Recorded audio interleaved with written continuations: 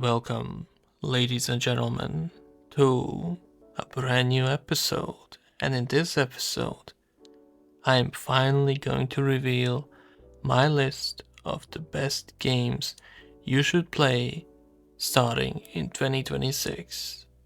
So, the deal is, um, in the end, after all, this is only just my opinion, but my opinion takes in as much factors as humanly possible. So, nonetheless, you could still play your entire life esport games, and they are not gonna make it into this list because it's not easy going into them, and you gotta invest a lot into them. So, no CS2, no League of Legends, and so on. Even though games like StarCraft 2 are great, as in have a great campaign and an esports scene, but that doesn't matter in this case. What's most important is that everyone has their own taste in games, and there's everything there for everyone to enjoy. But not everyone is gonna like everything, so you gotta find your genre, your types of games, and I assure you, if there's a game for every single person who even never touched a PC, a console, or so on. So just go out there. Just you like horror, search up best horror games of all time, pick something, do it. You like some series, there's probably a game about it. Go search it up, play it, enjoy it. A game can be awful in quality, but you could still enjoy it yourself. So just do it, man. Don't limit yourself. Don't tell yourself, I cannot begin this journey of playing through a boring campaign. If you go into it with that mindset, you're not gonna enjoy yourself. Just go and tell yourself, hey, I want to try this. I've heard it's great. I think it's gonna be great for me. Let's go. If you don't like it, move on. But I assure you, if you already got yourself to play it, you're gonna enjoy it. And as I said, this is not only my opinion, because if it were purely my opinion, the list would be slightly different and a few games would be in the top 10, which are in this case not gonna be, because I'm basing this list off of Metacritic scores, overall love in the community for it, my own love for it, and so much. I try to take in everything a person can want out of the game and use it for the rating. So, without further ado, let's begin. Starting with my number 10 best game of all time is gonna be It Takes Two. I gotta say, probably a lot of you didn't expect it here, but some of you probably did, because it did win a lot of awards in its time. But forget that. This is the best co-op game you can find in the world. Like, there are a lot of co-op games. We even got Split Fiction not so long ago. But other than that, this game is, I guarantee you, gonna bring you and the person you play it through more together. It can be a friend, it can be a girlfriend, boyfriend, a man or a husband or wife, brother or sister. It's gonna bring you more together, because that's how lovely this game is. It brings two people together, because the two characters in the game are flawed and have issues, but with them working together, they go through the problems. The puzzles are fun. They are complicated enough for it to be fun, but not exhausting. The overall story is awesome. The message the game portrays is beautiful.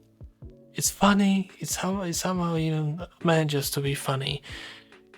It has a lot of things to do, and that is why in the end, I thought, okay, this has gotta be top 10, above of some great games, but still only getting number 10.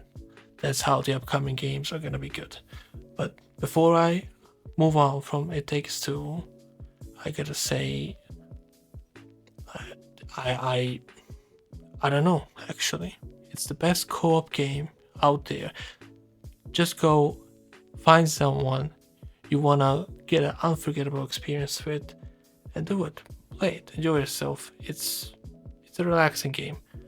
I played it on my console, PlayStation 5, but it's playable anywhere, and not only in the local co-op, but also through multiple devices. So, moving on. Number 9. For number 9, best game of all time for my list, it is gonna be Zelda Tears of a Kingdom. This game is so creative. It gives the player so many choices to do, so many different ways of approaching not only objectives but anything throughout the game world.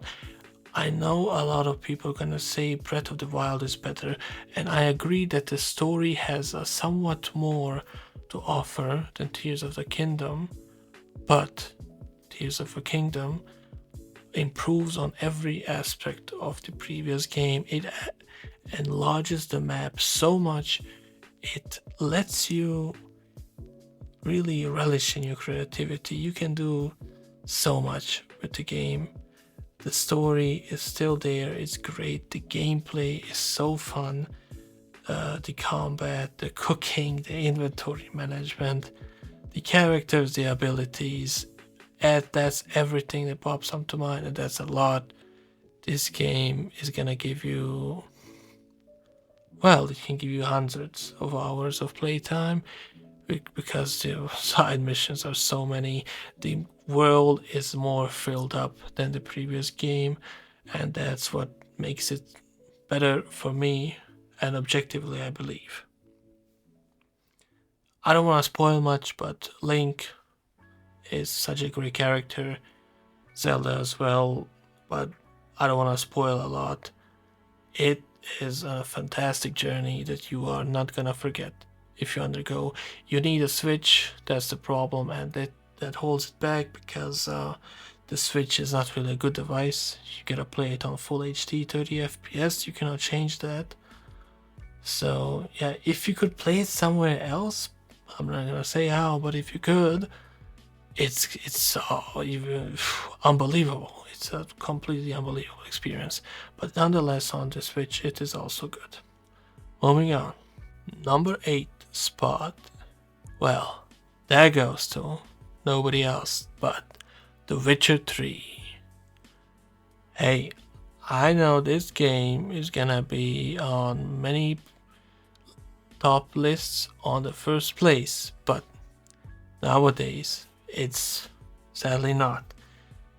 I'm gonna probably say talk more about the weak spots about this game than the good spots, because you already heard what great things this game has to offer. It offers hundreds, not of only side missions, but even DLC content, the main mission content. You're gonna spend hundreds of hours in this game. Geralt of Rivia is amazing. You all know that. Back in the day, I would probably say this game was the best game of all time, but nowadays it's spot 8. But nonetheless, the story is amazing. The the graphics still hold up. The only like small things that are there is the age, and the age of the game makes the gameplay kinda clunky, kinda limited when it comes to combat. But if you ignore those small little clunky issues that you encounter on the way, you have an absolute masterpiece on your hands. Despite it being spot 8, I'm sure that many of you are gonna see this game as Spot 1, as I already mentioned. If I could talk for an entire day for why this game is great. So if you haven't tried it by now, go and do it. Enjoy yourself. You're not gonna regret it. If you don't wanna just speed through the main missions, but I guarantee you're gonna want to play even more. But yeah, moving on. Spot number 7. Spot number 7 goes to Disco Elysium. I am so glad I get to talk about this game because this game does not get enough credit. If you go on Metacritic, it has 90 something score. It's one of the best rated games of all time. It's an indie game, but forget all about that. I don't see enough people talking about this game. There are so many life-changing indie games out there that sadly didn't make it into this list. And I would regret not mentioning them, but that's how this list goes.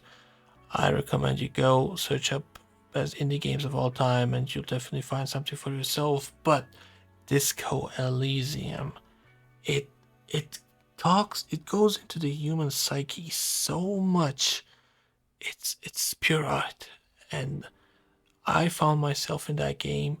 A lot of people are gonna find themselves in the game. The game offers so much different choices. You can be whatever person you want, and the whole world is gonna interact with you based on what you wanna talk about. The story is so rich. The characters are so good. I was gonna say great, but I can say good, but no, they are great. They're awesome. I loved the story from the beginning to the end. It's one of the rare games I would play through again. I'm not a fan of playing through games multiple times because life's short. You don't have enough time to play stuff. So go try something new instead of beginning from the beginning. But still, if you love a game so much, then play it again if you really want to. Still, Disco Elysium, I could make an essay about the game, how awesome it is. Go and try it out. It's a masterpiece. But moving on, we have spot number 6, and it goes to Ghost of Tsushima. What a game. Ghost of Yotei is awesome as well, I've heard, but Ghost of Tsushima is still a few steps ahead of that game, and I stay by that. This was, I couldn't believe a game like that existed when I played it. It has so many unique mechanics to it. The story is great. Maybe it slows down a bit in the third part, the last one, but until then, it's almost perfect. You got everything. I mean, the story concludes great. It's not really that fun because you encounter so many amazing stuff throughout the way. So yeah, I'm just nitpicking here. The DLC is also a unique experience which you can bring into the main map as you unlock new stuff. Jin Sakai, absolute legend. I've got a poster of him. That's how much I love the character. The character is great. The characters around him work. Why do I keep mixing up good and great? The other characters work great around him. The game is so much fun. The combat, if you master the combat, you can make edits, montages of just fighting random bandits or warriors. That's how much the game offers. Traversing the map is so fun with the wind function and your horse. It's all pure fun, masterpiece, and you're gonna remember it for your entire life if you play it. I guarantee you that. Number 5. Now, number 5 is a great one, and it is Cyberpunk 2077. Hell yeah, this game was that awesome. Wait, what am I saying was? It is still awesome. The DLC only added more content, made the game even slightly better, but the main game, the DLC is Phantom Liberty by the way, but the main game has so much to offer.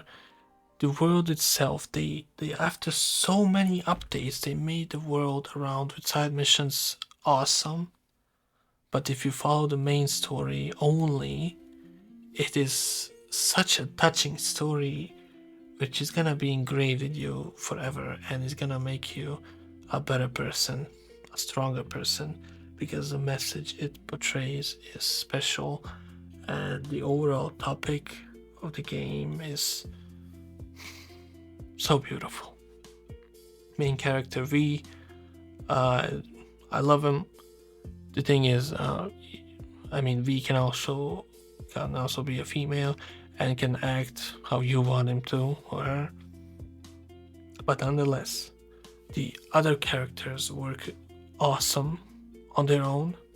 The main character is great. The second main character, you know already who it is, but let's not spoil if anybody doesn't know, is absolutely iconic. The combat, they made the combat so good with the new reworks, with the abilities. It made so many people replay the whole game. That's how much fun it has improved. But even though before it was still fun. The combat is great. The world is unbelievably unforgettable. There's a reason why people benchmark their PCs with this game in most cases. It's beautiful, it's fun, it's great, unforgettable experience. Both the DLC and the main game. Do it. Just play it, please. Number 4 goes to... Well, this probably is more familiar to a lot of you, but it is Clair Obscur Expedition 33.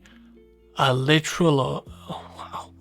A literal masterpiece of a game.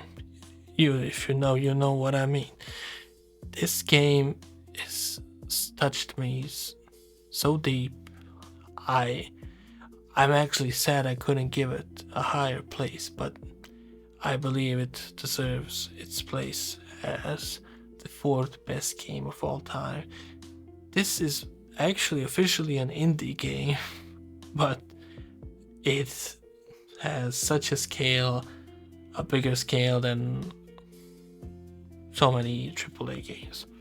This story, it's kind of open world. Like, you can travel to a lot of different places and the side missions are vast, huge, a lot to do, and they're on their own, they're great. But the main mission list, the main story alone portrayed such a original story. The original characters, I loved all of the characters. I loved the world building. The music, the soundtrack was unforgettable. It deserves fully a Game of the Year. And I stand by that, because people say that it didn't play it. The combat, many say turn-based is kind of boring. No, turn-based, the way Expedition 33 does it, is so fun, engaging, and kind of can be stressful. So this is an experience. Play this game, play it through once, enjoy a few side missions. If you love you're probably gonna follow the game into all the side missions. So don't let me hold you back. Expedition 33 is awesome. But moving on. Now we're getting into the big leagues with spot number 3. Spot number 3 goes to the infamous Elden Ring and its DLC, Shadow of the Erdtree. This game, I have been blown away by this game as I played it. I know people with completely different specters of gaming who loved this game, despite their difference. You're gonna start this game and you're gonna feel like, okay, I'm useless, I'm awful at this game, I'm not gonna get through this, and you're gonna start wanting to continue. You're gonna start building yourself from scratch and you're gonna become the best. I don't want to spoil what you're gonna become, but you are gonna become stronger and you're gonna love becoming stronger, and that's gonna reflect into real life. This game is a life changer. Souls likes are also amazing, like Kazan, the first Berserker, and Lies of P. Those are great, but none of that would be possible without what From Software does. And Elden Ring is art, a masterpiece, legendary, and so much more. The story, the lore goes almost infinitely deep.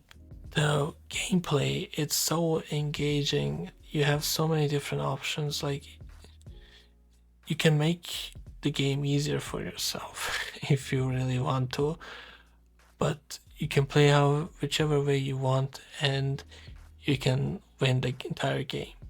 You just gotta get better. Like, this is the epiphany or epitome, whatever the word it is, for get good. You get good, you progress into the story, but wait, there are no missions or side missions. There's a story, and you go through with it, and you sidetrack, and you just enjoy the atmosphere, the world building, and yeah. But since we're in the top three, I can talk a bit longer about these. This game is a life changer for the second time. You're gonna play this game and you're gonna wanna play all the other Souls likes and Souls games. It is beautiful. And I loved every second of the game. I loved every second of the rage that it caused. Because when you go through, when you win that boss, this feeling is amazing. There are books, there are videos, there are lore explanations, and so on. It's pure art. Elden Ring is amazing, probably in a lot of number one spots of best games of all time, but here it's number 3. Moving on to number 2. Second best game of all time is Red Dead Redemption 2. I'm sure you all knew this was coming. This is the game. I know the game is number 1, but this is the story that you wanna experience. The main character, Arthur. I have a poster of him next to Jen Sakai. That's how iconic he is. The story, it's you start it and you're gonna be playing it for a few weeks, and you are just gonna be thinking about it the entire time. And only a few weeks if you only speed run the main missions, because the game is huge. The main story is huge, but when you start with the side missions, then it's a whole world. So you got the playtime. The game is a bit older, as you might know, not as old as Witcher 3, but a bit older than the few other ones I mentioned on the list. Graphics still are out of this world. The mechanics, I don't feel the game is clunky in any way. It's smooth, it's optimized. The world building is legendary. From the beginning to the end, the story intrigues you. There's no point in the story where the plot becomes weaker. You are in it through and through until the end. It's emotional, it's funny, it's action packed. You will not regret it. Like, it's cozy, but it's action packed. You can go and do some side stuff, or you can do the main stuff. There's everything for everyone to enjoy. You cannot go wrong with this game, trust me. It's Rockstar in the end of it all, so they delivered heavily with this one. I don't know where to begin talking about this game. It has so many good aspects, and you can probably understand why I'm saying this, because it's on spot 2 of best games of all time. Looking at the past 7 games that were almost as great. It offers so much. You just gotta play it. Like, you can find it for cheap. Your PC can probably handle it, and you're just gonna enjoy yourself. You're gonna start the story and you're not gonna want to play anything until you're done with the game. And when you're done with the game, you can then continue doing side missions, and then you're gonna go and do the side missions. It is pure art.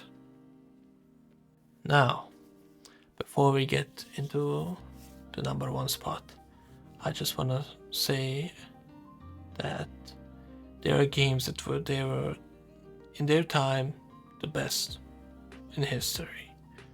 But I'm not rating games based on that. I'm rating games that are the best to play today. So no really old classics in this list. I'm sorry about that, but I'm sure a lot of you are gonna enjoy some of those. But the ones that I do want to mention are, for example, God of War 2018 and Ragnarok. These 2 games were amazing. They offer so much world building, such great combat, such great stories, and I'm sad that I couldn't put them into the top 10 list. It was so close to be there, but sadly didn't make it in. Moving on, Silent Hill 2. This game is probably on a lot of lists for spot 1 with some people, and a lot of people say that the game has the best protagonist of all time, which is subjective. I believe he is in some way the best in his own category, but not on the same level as Jin, not on the same level as Arthur, and so on. There are some games that have an amazing main character but a bad game around him or her. But I don't like horror personally, and that's why Silent Hill 2 doesn't make it into the top 10 list. Nonetheless, I'm sure it is an experience. Moving on to Resident Evil 4 Remake. I know Resident Evil 4, the original, broke a lot of records, and the remake only made it modern. The game has so much story to offer, a lot of horror aspects, because in the end it is a horror game, and I'm not a fan of that. Still, a lot of people regard it as the best game of all time, and I respect it. I tried it in VR. In VR it's amazing, but still couldn't cut it into the top 10 list despite being in its own category for a great game. Half-Life Alyx. This is a VR game. This is the best VR game to this day, even though it released a lot earlier ago. It has all of the amazing lore aspects of a Valve game. It offers so much. If you have a VR, go and play this game. You will enjoy it. Even though it's kind of horror, because there are monsters, zombies, this and that, but forgetting about that aspect, the gameplay is unbelievably fun. So, the thing I wanted to say is get a VR, but we're not there yet. Maybe with this Steam VR, we're gonna improve the amount of people that have a VR, but when you do have, you gotta play Half-Life Alyx. Before I move on to the number 1 spot, I just wanna remind you again, there are hundreds and hundreds of amazing games that some of them are addictively fun, some of them change your perspective on life, and some of them offer 6 hours or so of an unforgettable experience. And this is also a factor which I used to rate, because a game can be awesome, but if it's only 5 or 6 hours, it's not really there yet for a top 10 list. But doesn't make it any not worth playing. You gotta find your thing. And if maybe one day I'll make an even larger list, like top 100 games, top 50 games, a tier list. A tier list would be kind of good, like S tier games and so on, and then rating them in the meantime. I'm definitely gonna do that one day, but today we're talking about the top 10, and the number one spot goes to the best game of all time. This is the game. There's nothing above this to date, I guarantee you. And that is Baldur's Gate 3. I'm sure some of you just laughed as you hear that, but then you don't know what you're missing out. This game, Baldur's Gate 3, has everything to offer. Like, no other game comes close to what this game has to offer. It has infinite lore by it being a Dungeons and Dragons based game, but forget that. It has an infinite amount of choices to make when it comes to approaching the world. You can progress through the story in billions of different ways. You can change so many aspects of the game. There are a lot of endings, not a huge amount, but a lot, because all of those hundreds of thousands of decisions you make do come to a conclusion in the end. They have to, just like the beginning is always the same. Wait, no it isn't. You can start with different characters, you can start with your own character, you can start with a special secret character who completely changed the course of the game, the story. So yeah, that's where the game offers you something. Look, the game is beautiful.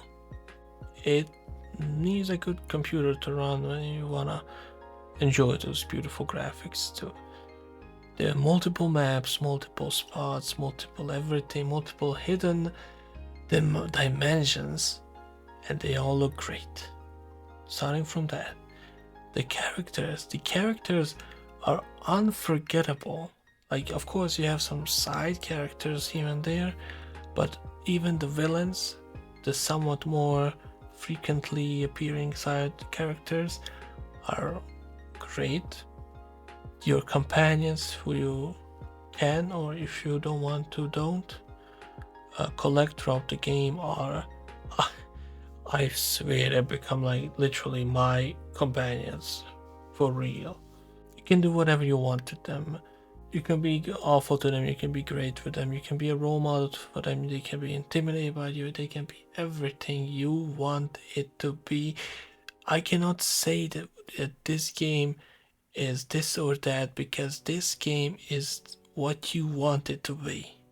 It gives you the playing field, gives you the Dungeons and Dragons dice roll, and you get to do what you want to do. The combat, it's turn-based, yes, but you can throw a fire missile at people. You can be a standard sword fighter, as I was. You can be a necromancer. You can be an infinite amount of things. You know why? Because you can mix roles. You can do literally everything you want in this game, and this is the reason I put it on the so far, by the beginning of 2026, best game of all time. is because no other game offers you this much freedom in such a story-rich game. Yes, you have Minecraft giving you total freedom, but there's lore there, but there's no story. This game, Baldur's Gate 3, has it all. You could argue that games like Cyberpunk and Expedition 33 have more intriguing stories, but not on the scale of Baldur's Gate 3.